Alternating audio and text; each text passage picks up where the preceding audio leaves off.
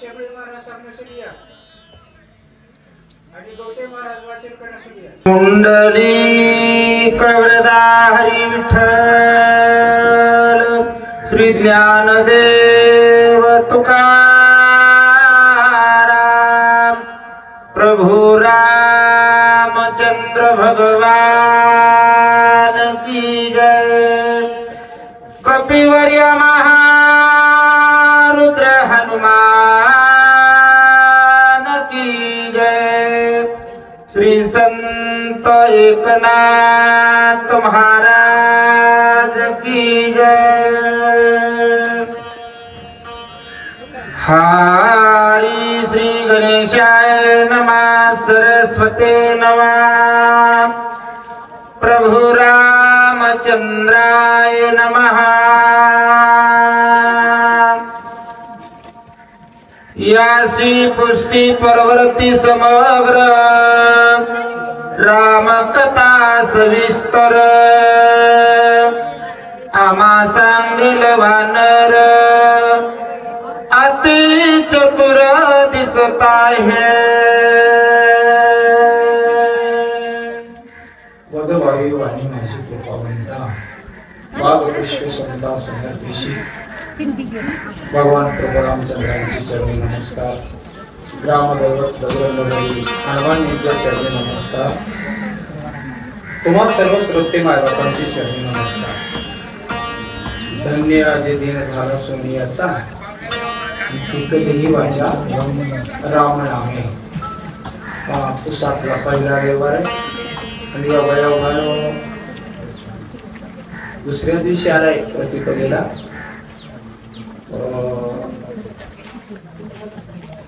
पाचव्या अध्यायातल्या 60-65 वेळा झालेत. अजून जवळजवळ 105 उभी आहे. 1:30 वाजत आले. आपल्याला महत्वाचं बोलत काही आवडत पुढचा प्रवास करण्याचे विषय इथपर्यंत आलेला आहे.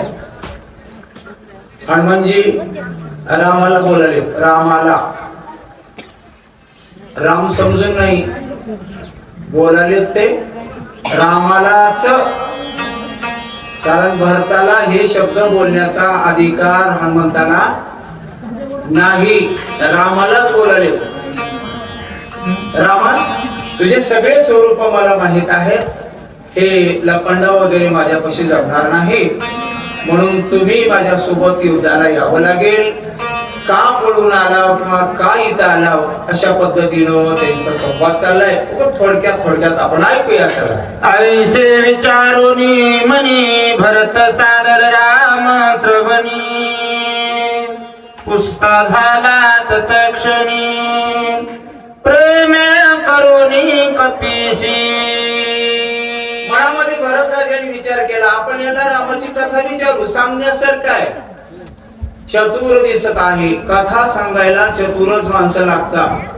2-4 गोष्टी महत्वाच्या आहेत. पहिली गोष्ट सांगणाऱ्याला कथा माहित पाहिजे. दुसरी गोष्ट मी एक वास्तविकता म्हणून तुमच्या पुढे एक वाक्य म्हणून जातो. ऐका. काय बोलावं हे ज्ञानावर ठरतं. कसं बोलावं हे कौशल्यावर ठरतं. किती बोलावं हे दृष्टिकोनावर ठरतं. आणि काही गोष्टी खऱ्या असून बोलावं का बोलू नये हे त्याच्यातल्या संस्कृतीवर ठरतं. संस्कृती असलेले माणसं न बोलायचं टाळतात. मग काय बोलावं कळण्यासारखं आहे. ज्ञानी दिसाले चतुर दिसाले असा विचार केला. आणि आपल्याला जर दुसऱ्याकडून काही काढून घ्यायचं असेल तर गोडीनं काढून घ्यायला शिका. या ओवीचा सार संपत मला. रागात आहे हनुमानजी. मग रागातल्या माणसाला रागातच बोलल्यानं आपल्याला आपलं काम सिद्धीला नेता येणार नाही. म्हणून भरतानी रागावर मात करण्यासाठी प्रेमाने विचारू लागले. बाबा तू कोण? कोण कैसाला श्री कोठोनी कुशी पर्वत काय म्हणून राम भेटी तुझ कैसेने उपे करोनी बोलसी. कुठून आलेलेस? भारतात महाराजांनी सांगून गेले, जन्मभर भजन केले तरी त्यांच्या स्वप्नात देव येईना. मग तुझी रामाची भेट कशी झाली? कारण रामाची भेट सहजासहजी कुणाला होत नाही, पण तुझी रामाची भेट झाली. कशी झाली? आणि रामाची भेट झाल्यावर रामाला प्रेमानं बोलण्याच्या ऐवजी रागानं का बोलायला लागलास? राम कैसा कोठील कोण, तुझं कोपाया काय कारण, कोटे पडला लक्ष्मणा,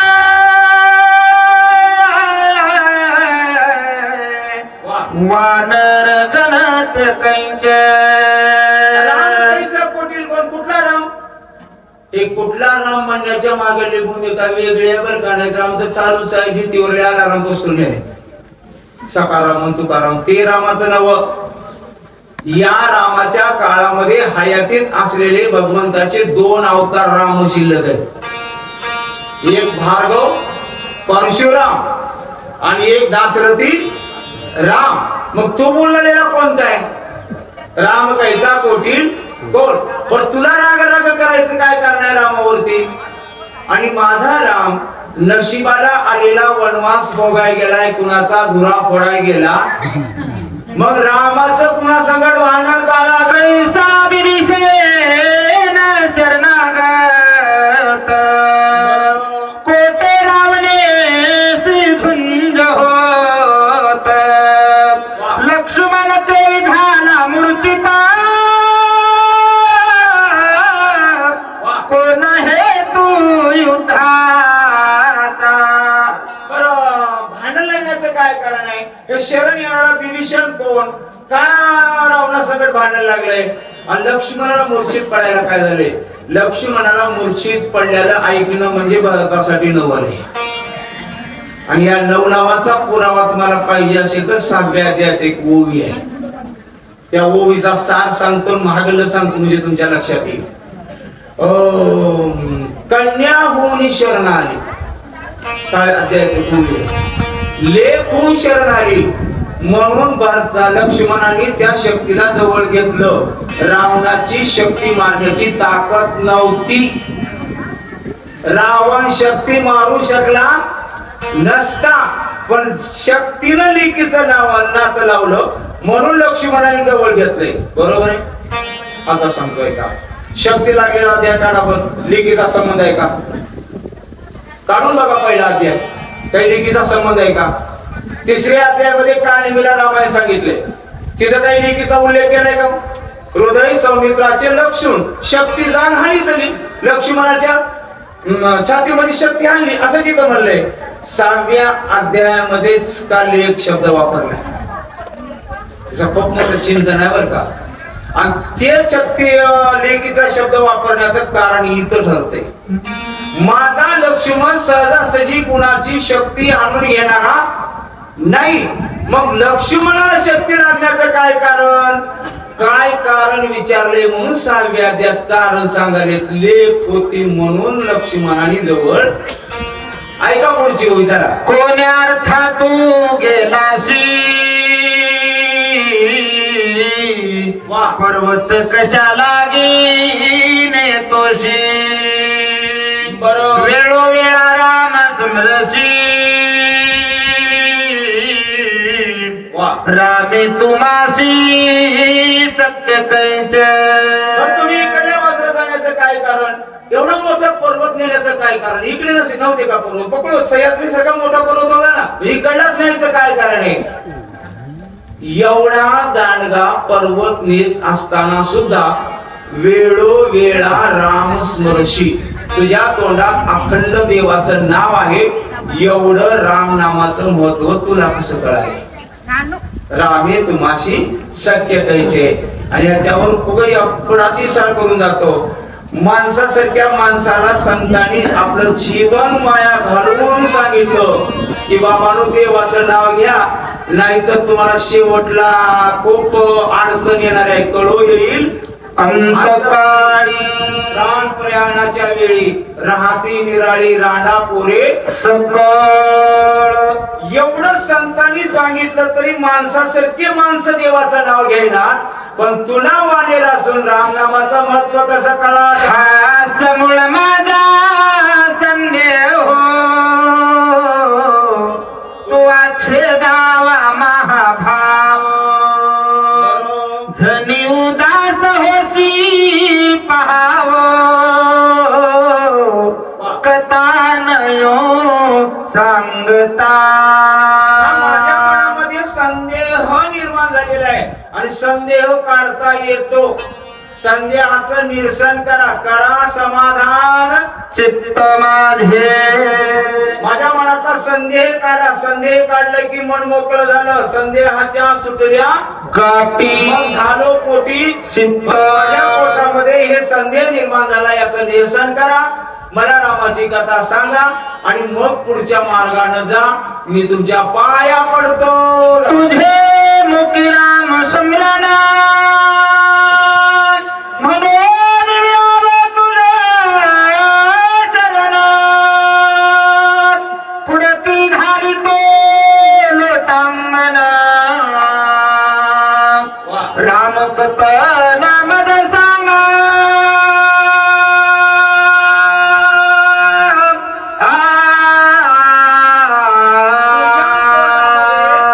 देवाचं नाव आहे म्हणून पहिल्यांदा पाया पडतो. पहिलं पाया पडण्याचं कारण सांगितलं. तुझे मुखी राम स्मरण म्हणून मी तुला आलो. हे पहिलं पाया पडण्याचं कारण आहे. आणि दुसऱ्यांदा पाया पडाले पुढं ती घाली तो लोटांगण. पुन्हा पाया पडण्याचं कारण आहे. कारण एकच आहे, राम कथन मज सांगा. आणि देवाच्या कथा सांगणाऱ्याचं दर्शन घ्यायचं असतो म्हणून तुझ्या पाया पडतो.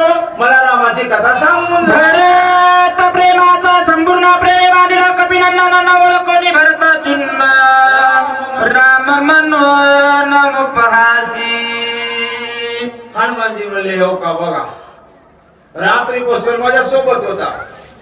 मला औषधी आणा इकडे पाठवलं आणि लक्ष्मी मला सोडून माझ्या माग मागे येऊन बसले आणि मला विचारले तू कोण कुठला.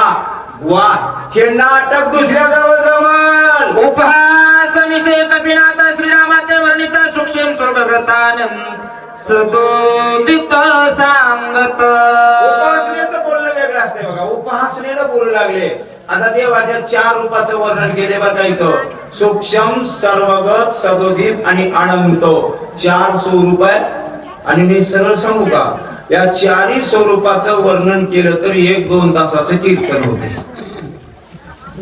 कीर्तनाचा भाव वेगळा, शक्तीचा भाव वेगळा, टाइम सुद्धा वेगळा. तिथं 2 तास दिले, इथं 2 तास एका अध्यायाला नाही कमी मध्येच बसवावं लागतंय. म्हणून मी त्याला काही लांबविणार नाही. पण 4ही रूप मला माहित आहेत. माझ्याजवळ पंडाव जमणार नाही आणि माझे म्हणू लागले कितने नतपना घेसी लटिकाच प्रेमा दावीसी. जगाची जैसा ठकवितोशी तैसे मजसी चाले ना.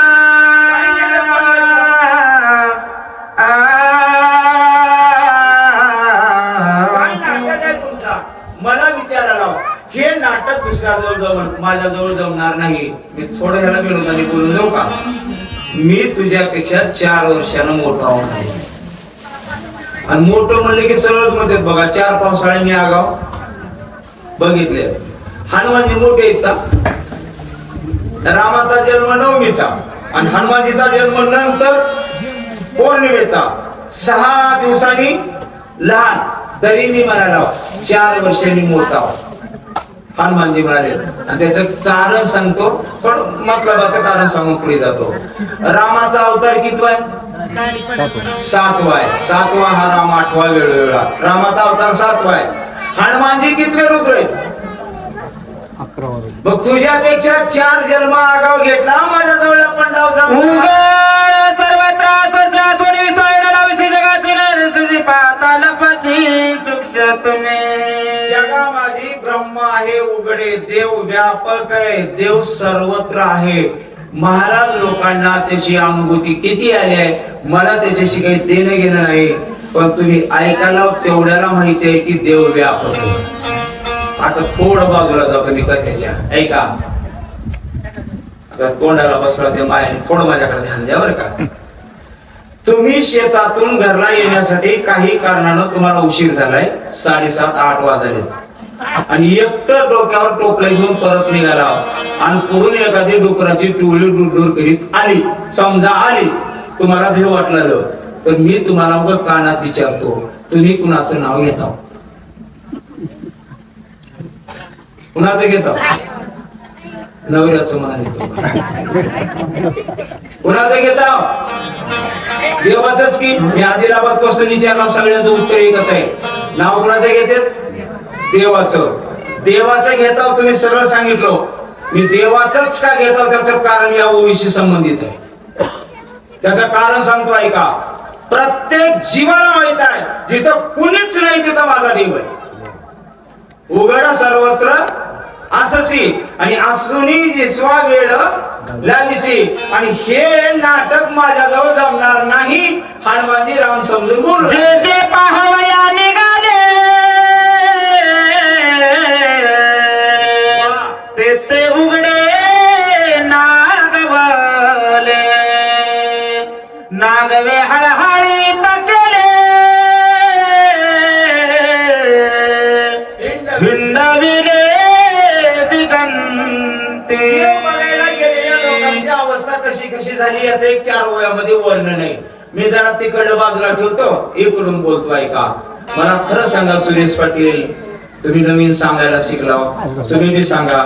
देव देव म्हणणाऱ्याला, चांगलं वागणाऱ्याला अडचणी जास्त येतात का कमी येतात? जास्त येतात ना. मग उद्यापासून चांगलं वागू. आता तुम्हीच म्हणलं की चांगलं वागलं की त्याच्या मागे विघ्न जास्त आहे. देव देव करणाऱ्याच्या मागे विघ्न जास्त आहेत. बरोबर आहे की. विघ्न किती असतील, तुम्हाला अडचणी किती बी येतील, पण मी जबाबदारीनं बोलून जातोय का. एका महात्माचे शब्द बोलून जातोय का. महात्मा म्हणतो शेवटच्या क्षणाला, मला भक्ती केल्यामुळं जन्मभर माझ्या घरी मला अन्न सुद्धा मिळालं नाही, माझे लेकरं उपाशी मेले, माझी बायको अन्न करता मरून गेली, पण मी भक्ती सोडली नाही. आणि एवढी भक्ती करून जन्मभर मी किती बी कष्ट खाल्लं असलो तरी मी आता छातीवर हात ठेवून समाजाला सांगतो, शेवट तो भला, माझा भाऊ गोड झाला. भक्ती करणाऱ्याला विघ्न किती येऊ द्या, पण शेवट चांगला झाल्याशिवाय. मग शेवट चांगला हो का मधलं चांगलं असावं. म्हणून तुझ्या मागे जेवढे लोक लागले त्यांची अवस्था कशी कशी केली.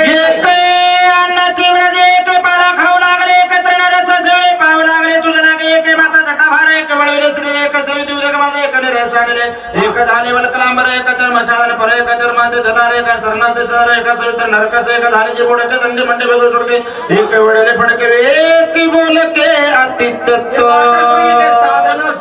साधनाच्या मागे लागू नका बघा. आणि कुणीही साधनानं जायचं असेल तर डोळा साध्यावर ठेवा. डोळा साध्यावर ठेवून साधनाच्या मागे लागायचं. साध्यच माहित नाही, निघाले साधन करायला. सगळ्यांचं साध्य सांगतो मी, महाराजांच्या शब्दात सांगतो. माणूस म्हणून जन्माला आलो ना, आपलं एकच साध्य आहे, आपुला तो एक देव करून घ्यावा. त्याच्याशिवाय दुसरं कुठलंही साध्य आपल्या जीवनाचं नाही. आणि साध्य ठरवलं की मग पुन्हा विचार करावा लागते की ह्या साध्याला साधण्यासाठी कालावधी किती लागतो आणि त्याला प्रयत्न किती करावा लागतात. हे मागे ठरतंय बरं का. वेगवेगळं सांगतो. आता खाल्ल्या गावातून ह्या गावात रोड आणायचे, समजा एक डांबरीकरण आणायचे, पूर्वी करा. ते बुद्ध देत असताना त्याला ठरलेलं असतं की हे 2 महिन्यात काम पूर्ण झालं पाहिजे. 2 महिन्यात काम पूर्ण झालं म्हणले की त्या गुत्तेदाराला ठरवावं लागतंय 2 महिन्यात काम पूर्ण करण्यासाठी इथं मजुरी किती ठेवावं लागेल, मशिनरी किती आणावं लागेल. म्हणून त्यांनी त्याचं मॅनेजमेंट करतात. बरोबर. आणि मॅनेजमेंट बरोबर केला तर वेळेवर काम होते. आता आपलं सांगतोय का, आपलं कार्य एकच आहे, देव आपला करून घ्यायचे. याला वेळ किती आहे, कालावधी किती आहे? कालावधी मी सांगतो, जन्मल्यापासून मरेपर्यंत. बरोबर आहे की? कालावधी आहे जन्मल्यापासून मरेपर्यंत. मरण कधी येणार आहे? मग निश्चितच नाही कालावधी. त्यानं वेग किती ठेवावा तुम्ही ठरवून घ्या. ज्याचा कालावधीच आपला निश्चित नाही त्याचा वेग किती ठरवायचा आहे? महाराजांच्या शब्दात सांगतो, झाड झाडोनी आणि हे भक्तीचे वाटेला.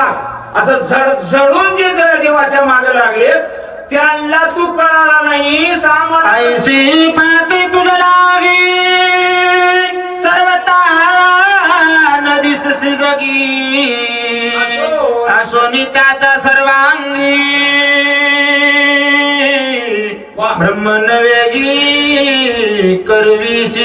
असं तुला बघायला निघाले माय बापू. पण कुठं? जगात. देव जगात आहे. देव कुठं आहे? मी मगाच सांगितलं तुमच्या इथं 2 वर्षाखाली 2 वर्षी आले मी, त्याच्या अगोदर आलो होतो तेव्हा सांगितलं. अजून एक रिपीट म्हणून सांगतो ऐका. तुम्हाला दूध माहिती आहे सगळ्यांना, दूध गाईचं म्हशीचं दूध. आता सांगा माय, दूध काढल्यावर ते दूध किती दिवस राहू शकते? दुधाचं आयुष्य किती आहे? एकच दिवस की? आज काढलेलं दूध उद्या संध्याकाळ संपलं त्याचा विषय. एकच दिवसाचा विषय आहे. आता ऐका, त्याच दुधाला जर प्रक्रिया करून दही केलं तर 2-4 रोज राहते. दह्याचं जर तुम्ही घुसळण करून मधून लोणी काढलं 8-10 रोज 15 दिवस राहते. लोण्याचं तूप केल्यावर किती दिवस राहते? कितीही दिवस. त्याचं खरं उत्तर आहे, सांभाळलं तर कितीही दिवस. बरोबर आहे की? आता मागायला तुम्हाला ऐका, एका दिवसात नासणाऱ्या नासक्या दुधात जसं शाश्वत तूप आहे तसं नासक्या देहात शाश्वत परमात्मा आहे. गरज आहे फक्त मंथोनी नवनीता. मग ते मंथन मी केल्यावर रामा माझ्या जवळ पंडाव जमना. ते मदशीन चल मता मी जाणत असे समजता लपलाशी जेत तेथ ते समजता सांगना. जे मला माहिती आहे माझ्याजवळ पंडाव जमणार नाही. तुम्ही कुठं कुठे लपता सांगू का? देव लपायची महत्वाची आणि अवघड जागा सांगतो. कुठं लपला? पाता रे नक्षिणा पुढे गेला की माने होणे राचे हे कोणाची लक्षणा. डोळा तुमचा आहे महाराज. डोळ्यातली दृष्टी तुमची आहे का? डोळा तुमचा आहे पण दृष्टी कुणाच्या हातात आहे? बरोबर आहे की? चांगलं काम करणारे म्हातारे झाले तरी डोळे चांगले चालते. आणि ज्यांच्या डोळ्यांनी पाप कर्म केले त्यांचे डोळे 40 पहिलं 40ला 40 म्हणत होते. आता 10 वर्षापासून मी लागायला. जाऊ द्या, डोळे कुणाचे आहेत? तुमचे. पण डोळ्यातली दृष्टी कुणाची आहे? डोळ्यातली दृष्टी म्हणजेच ईश्वराचं एक स्वरूप आहे. आणि तुकाराम महाराजांनी त्याला पुरावा दिलाय. देखवी ऐकवी एक नारायण. म्हणजे डोळ्यातली दृष्टी म्हणजे तुझं रूप आहे. मला माहिती आहे लपायची अवघड जागा सांगायला. आता डोळ्यानं बघायला निघाल्यावर काही जण कसे कसे निघाले, काय काय दिसलं आहे का? मिने धारे माग काढिता वेळल लगे जळी बुडता मच्छयांसा तळपता लाज सर्वथा असेला. पहिला अवतार धरला. आता शंकासुराला मारण्यासाठी माशाचा अवतार धरला. समुद्रात पडल्यामुळं पाणी उडवलं, शंकासुराला मारलं, वेदाचा उद्धार केला, ब्रह्मदेवाला परत केले. हे कथा तुम्हाला माहिती आहे. पण शेवटला लिहिलेल्या शब्दावर भर देतो, लाज सर्वता असे ना म्हणले. आणि याचं चिंतन केलं तर एवढं सांगतो, भक्तासाठी देवाला कोणतेही काम करायला लाज वाटत म्हणजे अगदी खालच्या खालच्या खालच्या दर्जाचे सुद्धा काम केले. आणि ते मी सांगतो मी तुम्हाला निजभक्त शब्दांची व्याख्या ज्याचं त्यांनी बुद्धीप्रमाणे काही का सांगत असतील मला त्याच्याशी देणे घेणं नाही. पण माझ्यावर प्रसंग पडला तर मी निजभक्त शब्दाची व्याख्या सांगतो. देवाच्या मंदिरात जातात ते भक्त आहेत आणि देव ज्यांच्या घरी येतो तेच भक्त. आणि त्याचा पुरावा म्हणून सांगतो, खाल्ल्या दर्जाचे काम करायला आला हो. बाळणपण खाल्ल्या दर्जाचं नाही, कुणाच्या बायकोचं बाळणपण खाल्ल्या दर्जाचं नाही. मी खाल्ल्या दर्जाचं काम सांगतोय का, त्याच अभंगाच्या पुराव्यानं सांगतोय का. सज्जन कसा या भिकू लागे मांस, मांस विकण्याचा धंदा देवानी करावा, पण कसायासाठी, सज्जनासाठी करावा लागला. म्हणजे भक्तांचे कोणतेही काम करायला तुला लाज वाटत नाही, लाज सर्वता असे ना. म्हणून भक्त रक्षणासाठी माशाचा अवतार धरलो आम्ही, तिथं ओळखिलो. तुम्ही तिथून ओळखोनी धरिताये तरुपारी कधी हे घात पाये पुटी घालूनी तेथ पाठ करीत अतिनिब्ब. क्षीरसागराच्या मंत्राच्या वेळेस देवाला रसातळाला पृथ्वी जाऊ लागली, म्हणून देवाने कासवाचा अवतार धरला आणि त्या मांधार रवीला पाठ दिली. आम्ही ओळखिलं पर्वत पडल्या पाठीवरी ओळखीन देशी तरी ते धरिता निर्धारी रूपांतरी लपतोशी. पाठीवर पडला तरी ते कासव हलला गेला. आम्ही ओळखिलं हे सामान्य कासव नाही. मी थोडं जबाबदारीनं बोलू का. देवाला रूप बदलता येतात पण गुण सोडता येत नाहीत. आणि कोण्याही माणसाचे गुण सुटत नाही. गुण सुटायला जरा एक बदल व्हावं लागते. बदल झाल्यावर होते बरं का. एक मिनिट मी सांगतो, आता थोडं बाजूला नेतोय का. असं म्हणतात माणसाची सही आणि स्वभाव कधीच बदलत नाही. बरोबर आहे की, असं म्हणतात. पण मी जबाबदारीने सांगतो, ज्या बोटानं तुम्ही सही करता त्या बोटाला जर जबरदस्त जखम झाली तर सहीत बदल पडतो, आणि ज्यांच्या हृदयाला जखम झाली त्यांच्या स्वभावात बदल पडतो. उदाहरण पाहिजे असतात सांगतो.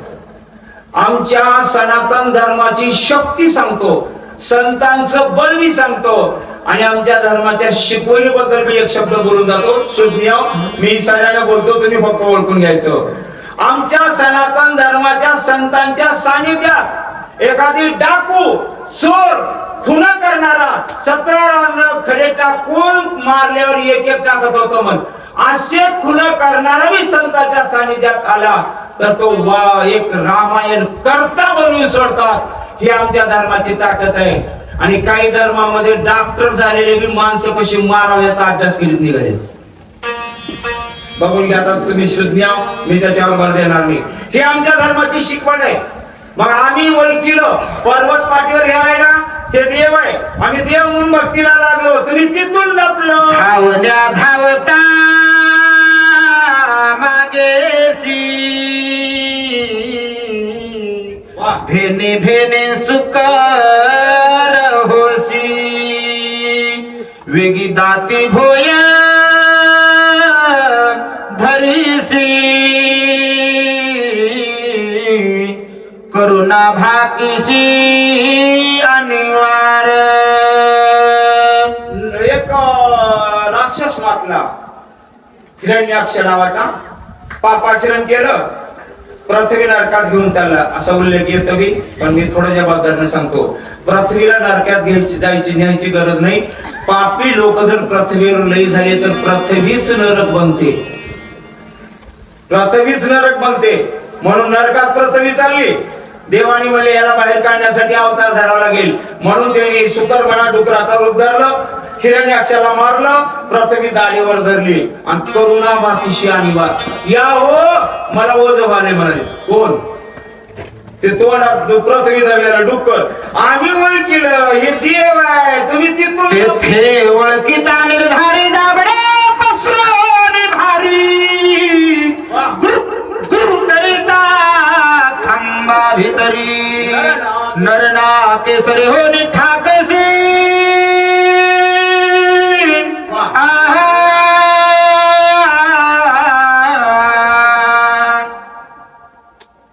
आपल्याच धर्मामध्ये संस्कृतीमध्ये भावाभावाचं प्रेम असतं असं नाही. मी आता एक शब्द बोललो बघा, वृत्ती प्रेमळ झाले की त्याचं कुठेही प्रेमच असते. हिरण्याक्ष राक्षस, त्याला देवाने मारलं. त्याचा भाऊ हिरण्यकशिपू, त्याला गावात दौडी पिटवली. माझ्या दादाला मारणाऱ्या देवाचं नाव खबरदार कुणी घ्यायचं तर नाव घेऊन येदी देवाच. आणि ऐसे विरुद्ध हिरण्यकशिपूचे गावातलं नाव बंद पडलं. देवाला वाटलं माझं नाव घेण्या गेल्यावर मी कुणाच्या मदतीला धावून जाऊ, पण ह्या गावात एखादं लेकरू जन्माला आलं तर ह्यानं वाचू देणार नाही.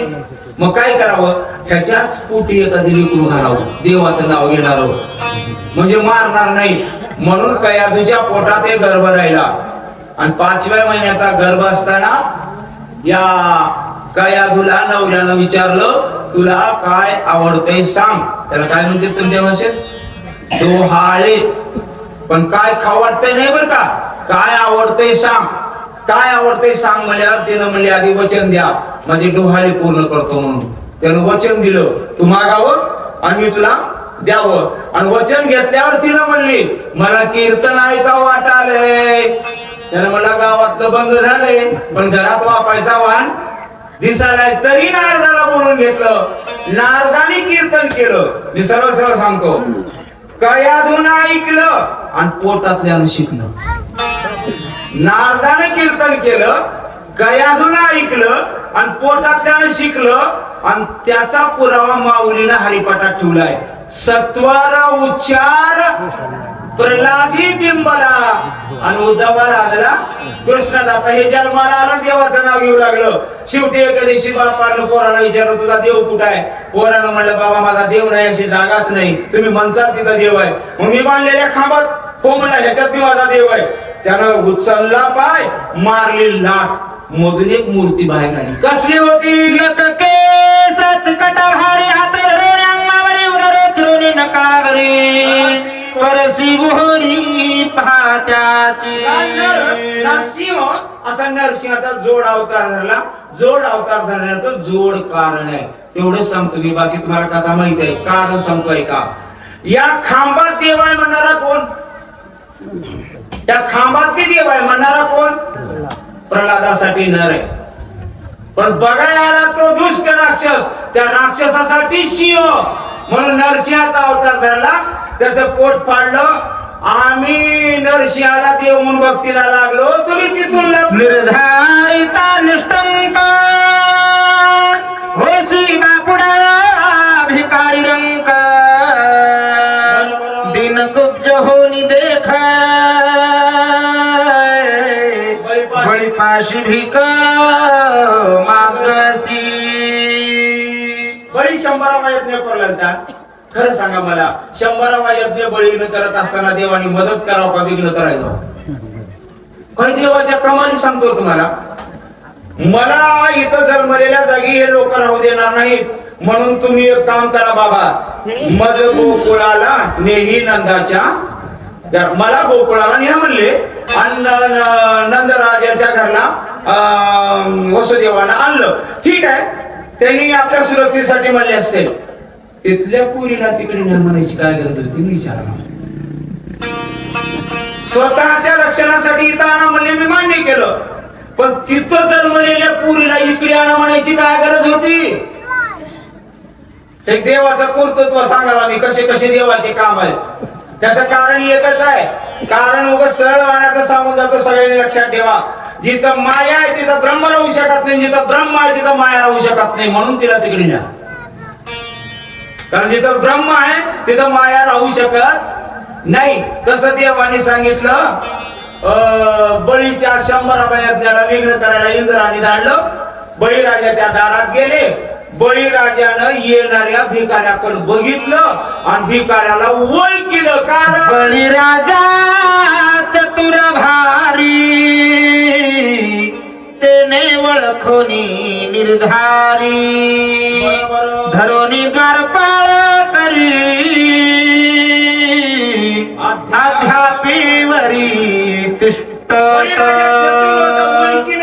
ओळखीलं नाही मागल्याला सांगितलं. संकल्प सोडा निघाल्या बरोबर मागल्याला म्हणलं अरे देऊ नको इतकं नव्हे. ब्राह्मण कोण म्हणलं, शुक्राचार्य गुरुजी. मग बळीराजाला विचारलं कोण आहेत नेमकं म्हणले. कोण आहेत म्हणल्यावर तिने सांगितलं वैकुंठातला देव आहे. बळीराजानं उत्तर दिलं, गुरुजी देवाचं दर्शन घडवून देणं तुमचं काम आहे, आणि ज्या दिवशी दर्शन झालं त्या दिवशी गुरुजीचं काम संपलं. तुम्ही निवांत बसा, मी आता त्याला दान देणारच. का म्हणले सांगतो, त्याचं कारण आहे का. बळीराजा म्हणला, गुरुजी माझ्या दारामध्ये वैकुंठातला देव जर भिक्षा मागण्यासाठी आला असेल तर माझ्या एवढा भाग्यवान जगात कोणी राहिला नाही. म्हणून त्यांनी 3 पादभूमीचा संकल्प सोडला, पण देवानी त्यांना पाताळात दाबलं. पाताळात देव म्हणून सगळ्यांची बारी पाताळात लागली, पण तुम्ही तिथून लपलं. तेथून लपता लवड सगळे मागना सांडिती माघाडे, मग आपल्या मायेचे मडे निज निवाडे काढजी. परशुरामाचा अवतार धरला बापाच्या आज्ञेनं म्हणा. ते रामायणातलं कारण वेगळंच आणि इकडे कारण वेगळं सांगायला बरं का. माणसं त्या नवरा बायकोचं का बांधू जातं त्याचं कारण सांगायला. कधी ऐकलं का तुम्ही सर्पाची चिंबळ वाळूची घागर करून पाणी आणून देत होते. हे रामायणात कारण नाही. रामायणात कारण हे नाही. रामायणातलं कारण असं आहे, इंद्र एका अतिथी देशामध्ये या जमदाग्नी ऋषींच्या समोर गेला आणि जमदाग्नी ऋषीला म्हणला, मला तहान लागले, पाणी द्या. त्यांनी घरात हाक मारली, अहो कोणीतरी पाणी मागतय, तुम्ही पाणी नेऊन द्या. अनुसया मातेनं पाहिलं, रेणुका मातेनं पाहिलं आणि रेणुका मातेनं न्याळून ओळखलं, हे तर अहिलेच्या दारातला दुष्ट आहे. हे कोण आहे? अहिलेच्या दारात गेलेला दुष्ट आहे. मी जर पाणी दिलं तर ह्याचं विश्वी करू शकतो, म्हणून पाणी द्यावं का देऊ नये ह्याच्यामध्ये 5 मिनिट विचार करण्यात गेले. तर ह्यानं दुसऱ्यांदा हाक मारली, मिळतंय का पाणी? लटकीशी मोकलो निधाये रडशी माय माय लोक म्हणती झाले काय अपूर्व पाहे केवडे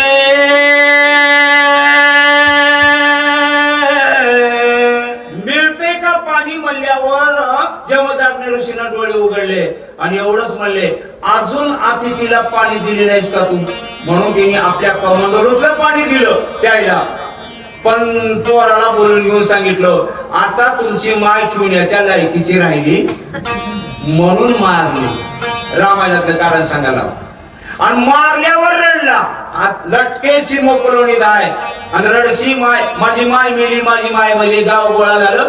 एकाने विचारलं, मेली का? मारली. मारली म्हणली. मग मारल्यावर रडाव का?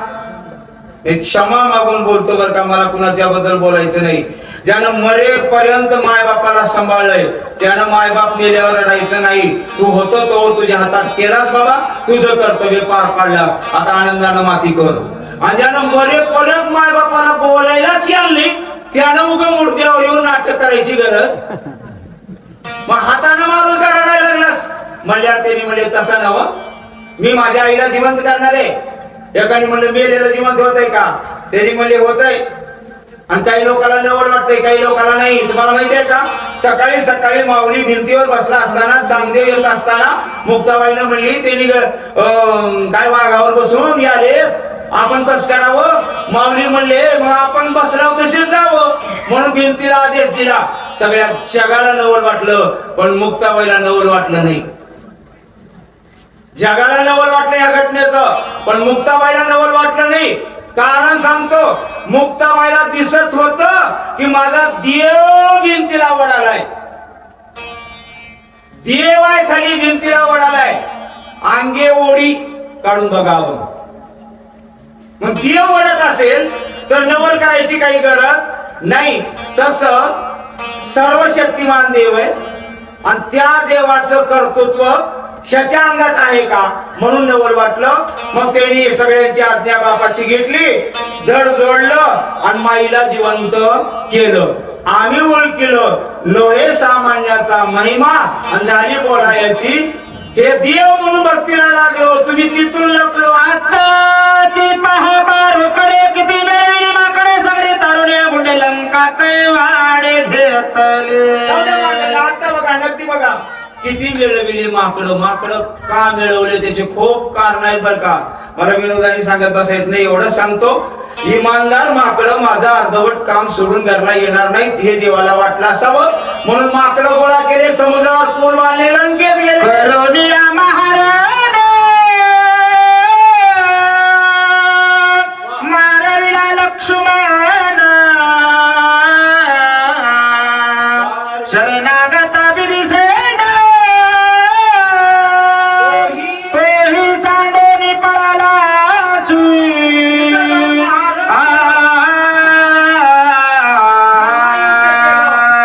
शरणागत विभीषणाला सोडून दिलो, मूर्छांगत लक्ष्मणाला सोडून दिला, इथं पळून आला आणि मला विचारायला तू कोण कुठला. तुला माझी ओळख आहे का नाही मला माहित नाही, पण मला तुझी ओळख आहे. तू कोण आहे? मामी मारुती लपणी नसले माझं चाल शुद्र गती उर्मेला पती उठवावया. आणि हनुमानजीचे शब्द ऐका आणि मग थोडं विनोदाने एक वाक्य बोलून जातो मी. हनुमानजी म्हणाले तू राम आहेस, मी मारुती आहे, माझ्या जवळला पंडाव जमडा, तू गुणानं चल उठ. ठेवून मोहाची गुंती घेऊन या दिनवरती कोण म्हणून माझा प्रती हुसून निश्चित आलाशी. काय नाटक आहे? मला विचारायला तू कोण कुठला. हे रामा तुमच्या अंगावर एक जबाबदारीचं काम राहिले. काम आहे बरं का, एक जबाबदारीचं. कोणतं काम?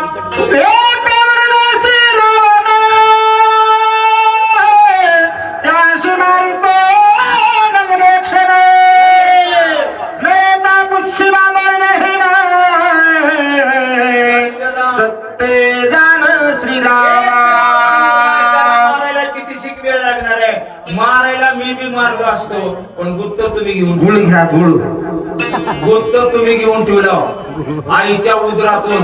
आणि रे धनुष्य मारीन रावणा, मग रावणाला मारायला तुम्हाला यावंच लागेल. लक्ष्मणाने रावणा विषय बिभीषण तर मी गुप्त ज्ञान रामाचा. लक्ष्मणाला उठवणार रावणा सोडविन सीता सुंदरी सुर सोडविन नीता गजरी सुरवराच्या जय जयकारी अध्यान जरी परमेश्वर. सोडवीन सीता सुंदरी, मी तुम्हाला सीतेला मुक्त करतो आणि मग वाजवीत गाजवीत येतो. हनुमानजी रामाला म्हणाले बरं काही तुकाराम महाराजाचा अभंग आहे, तेवढा फक्त इशारा करून जातो. इशारा काय करायचे? ज्याला बायका सांभाळणं होत नाही त्यानं गोसाई राहिलेलं बरं. मी जबाबदार बोलायला. तुकाराम महाराजचा अभंग आहे, प्रमाण आहे याला. तुका म्हणी नाही राखावयाची चाल तरी का निगाड करून घेतोस. अशा कोणात रावणाच्या बंदी काढात त्यांना मोकळं केल्या सर्वथा तुझं ढळून मी रघुनाथा. वाया चुकवू नको आता उठ तत्वता जाऊ तेथे. केल्याशिवाय मी हालू दे नाव ग शेपटात बांधायची पाळी लक्ष नाही सेने स्वामी गोवाला बघायचं धरावे लागले की निघावे युद्धाची. दूर लक्ष नाही नव्हे, शहाण्याचे लक्षण नवत.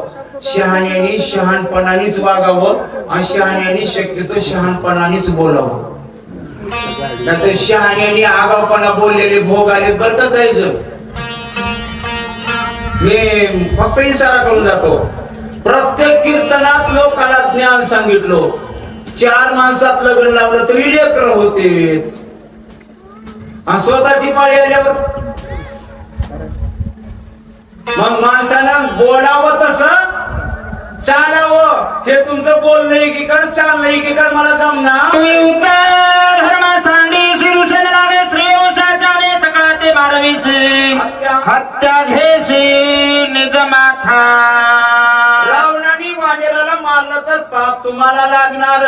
पूर्वी शिष्टावीच्या वेळे झुंजुने दिशी गोळांगुळे एकाचनी पाप बळे दीन सकाळ केवी मारू राक्षस समोर लागले होते रामाला दया आली होती.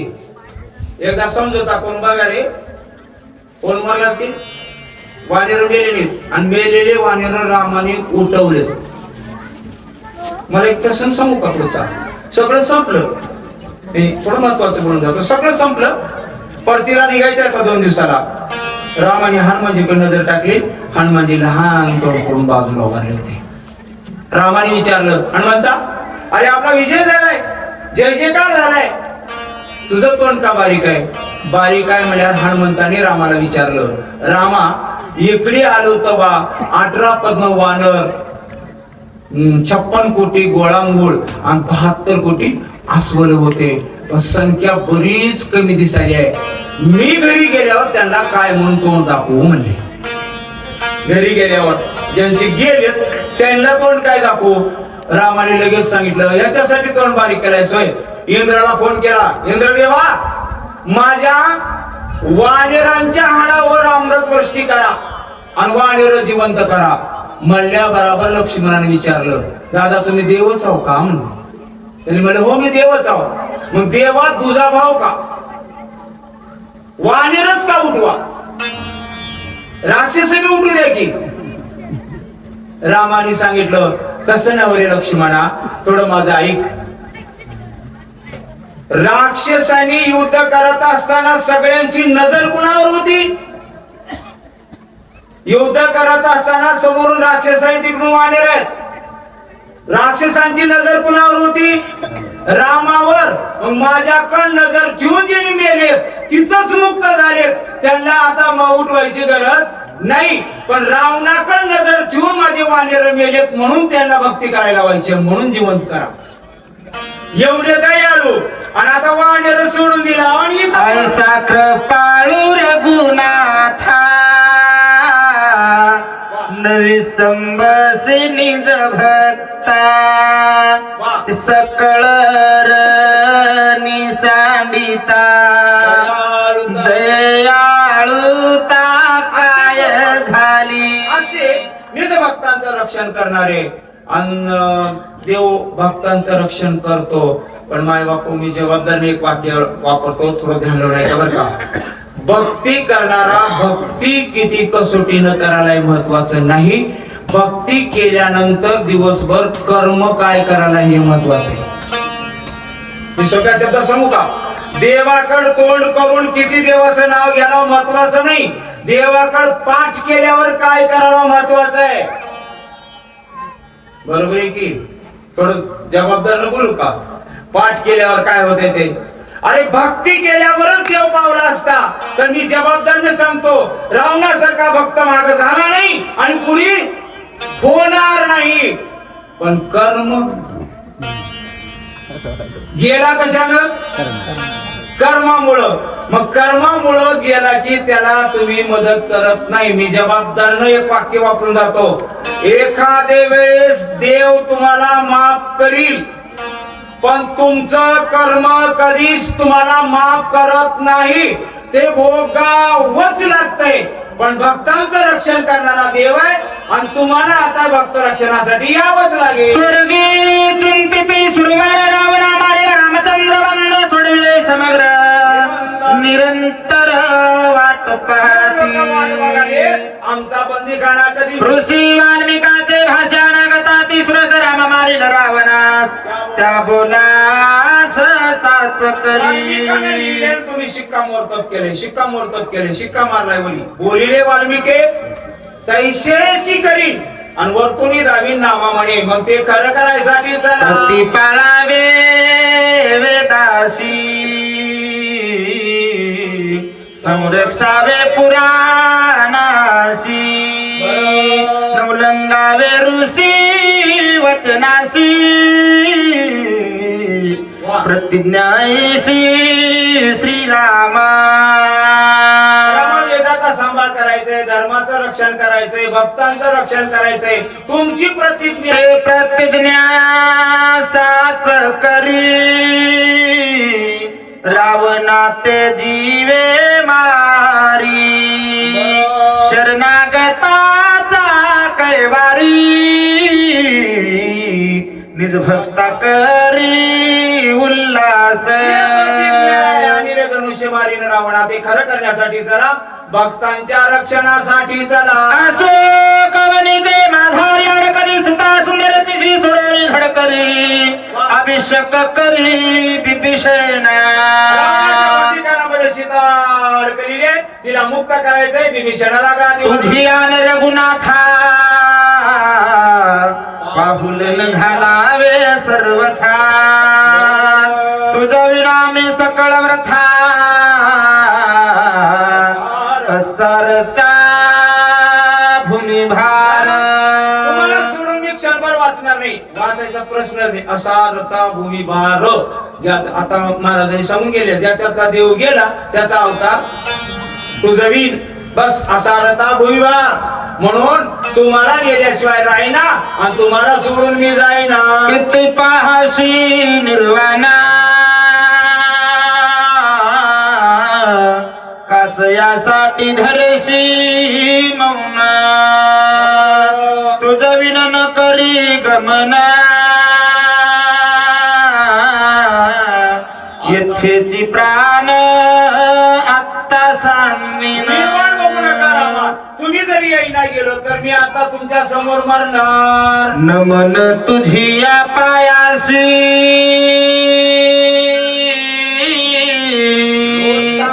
लोटांगण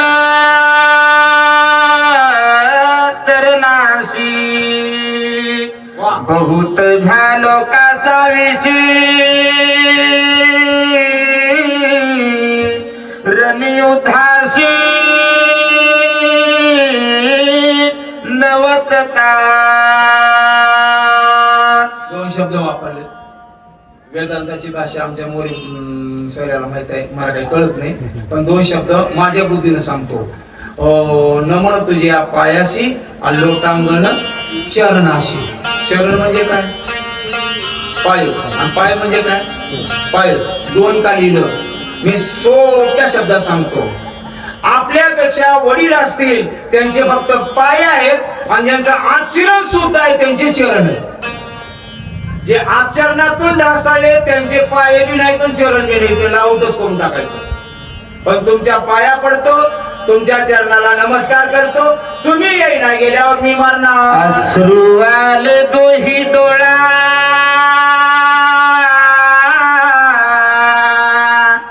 गात्र कापती चळचळा सर्वांगी श्वेत कल्लोळ चालिला कपी विकळ जाऊ पाहे. आणि अष्टभाव दाटून आल्यावर त्यांच्या देहावर होणारा परिणाम आहे. कंठी प्रेम दाटे, मग डोळ्यातून अश्रू गळायला लागले. हनुमानजी मूर्छित पडणार. ही हनुमंताची अवस्था झाली आणि हनुमंताचं लागाळू दुखणं भारताला लागलं. कपीचे चिन्ह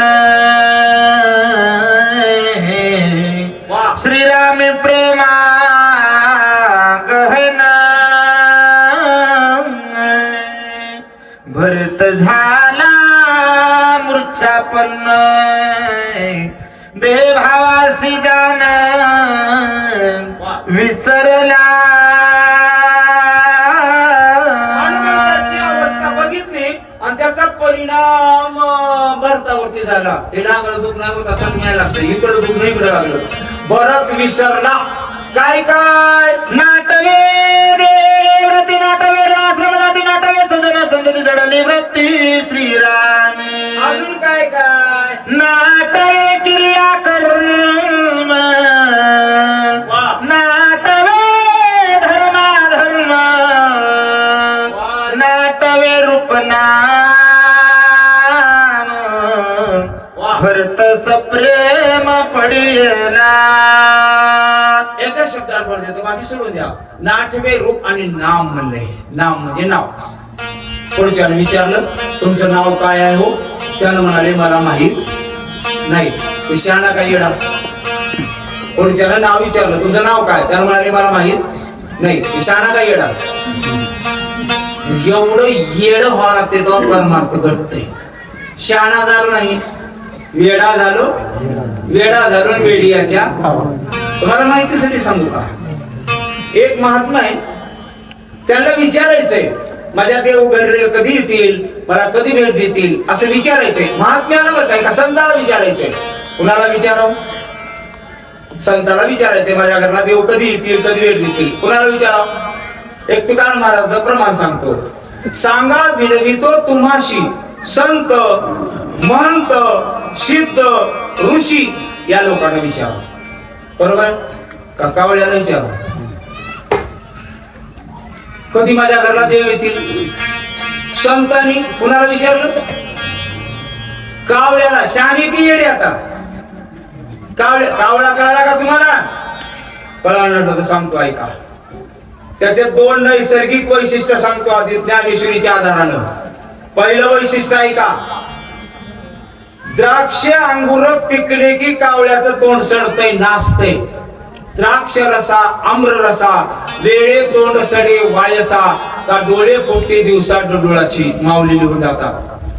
मग नाचलेलं तोंड कधी नीट होतंय ते बी मूवी सांगतो. निंब निंबोळिया मोडोनी आला की मग कावळिया सुकाळू झाला. लिंबोळ्या पिकले की नीट होते, आंबे पिकले की नाचतंय, लिंबोळ्या पिकले की नीट होतंय. कुणाचं सांगा ना? कावळ्याचं. आमच्या गावात काही कावळे श्रावण महिना आला की तोंड नाचतंय, पोळ्याच्या करी दिवशी आपोआप नीट होतंय. सप्ताह उभारलं की नाचतंय आणि काला झाली की मी कावळ्याचं सांगायला दुसरीकडे निघू का? त्या कावळ्याला माऊली विचाराले, उड रे काऊ तुझे सोन्यानी मळवीन. विचारलेत काय? पाहुणे पंढरी राहू घरा काही येते.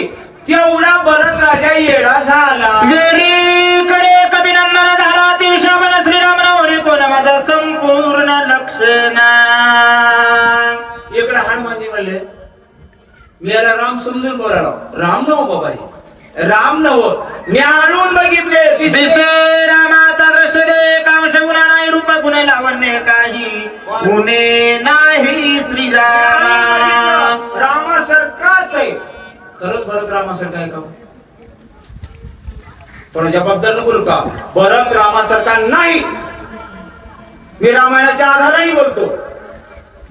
आम्ही पाठच केलंय. अर्ध्या अर्ध्या पिंडाची दोघं म्हणून दोघं सारखे. अरे अर्ध्या पिंडाचे नाहीत राजे हो. पिंड मुळात एक आहे. मुळात पिंड किती? एक. मग त्याचे 5 झाले काय 10 झाले काय? सगळे सारखेच राहू की? ते दोघच का सारखे? त्याचं उत्तर सांगतो ऐका. राम निळ्या रंगाचा आहे, भरत गोर आहे. त्याला रामायणात पुरावा देतो मी. गौर वर्ण कोण? भरत. आणि राम श्याम वर्ण. एक काळ आणि एक मग काळन गोर सारखं राहते का म्हणाला. मग सारखे का दिसले त्याचे 2 कारण सांगतो आणि आमची सेवा इथं संपवणार आहोत. एक कारण आहे का काळ आणि गोर दिसण्याचं एक सगळं कारण सांगू का? सोपं सांगू नका आधी ऐका. हनुमंताच्या डोळ्याचा विषय राम, दिसलेली वस्तू राम म्हणून रामासारखे दिसले. आणि दुसरे एक कारण सांगतो तुकाराम महाराजांच्या पुराव्यानिशी. तुकाराम महाराज एक अभंग लिहून जातात. राम म्हणता रामची होई जे भरत राम राम म्हणून रामच झालाय म्हणून रामासारखा दिसला. पण राम आहे ओळखू आला नाही. आता काय बोलणारे पुढचे वक्ते सांगतील. बोला पुंडली कवरला हरी विठ्ठल श्री ज्ञानदेव प्रभू रामचंद्र भगवान की, कपिलवर्य महारुद्र हनुमान की, श्री संत एकनाथ महाराज की.